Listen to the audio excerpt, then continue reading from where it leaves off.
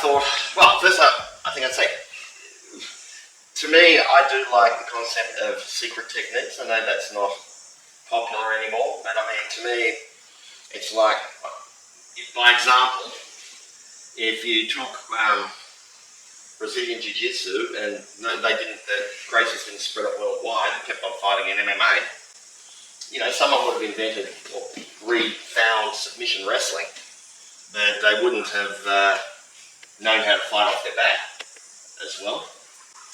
And they would have kept that advantage. Just like in war, clans would keep their secret teachings to themselves because it was an advantage in war, assuming that the teachings were of any value.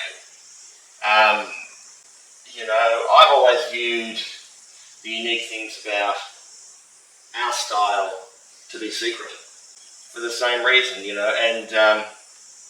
and also, you just don't want those things that you've spent your own blood and guts learning, going to people that you don't like or approve of, or for whatever reason. I've reached a point in my life now where I kind of feel it's time I really like this kind of samurai tradition of living like you're dead, which is kind of the idea of, living every day like your last day. And in that kind of vein, I think that a lot of the things that I would have, kept more secret, I think are, I want to give those to Aikido in general as an art. Should people want to absorb them, because I think Aikido's been maligned in modern times due to, bad teaching and the rise of MMA. I think all traditional arts have suffered in that sense. But I also think too, I would have never been able to start martial arts as, a young kid with a head injury. I couldn't have gone straight into an MMA class or a boxing class or some kid that's been abused or otherwise maltreated or is weak. They just can't go in and train with brutes who are going to beat them up. I mean, I tried when I was a kid. I started off in judo and I was like, I don't know, it would have been, I don't know how old I was, but I was young. I was prepubescent. I'm training with men who are beating me. And I tried to hurt them back, but obviously I couldn't do anything. And I stopped not because I didn't have the heart, but I just thought it was frustrating, And also I don't think that's not a great way to treat anybody, to be honest. And I think traditional martial arts, they have that role where you can build yourself up over time, and also people want to be involved in the martial arts, but you don't want to know that every time you come in the dojo you're going to have a death fight. And I mean, that's what it's often like, going into a full contact class.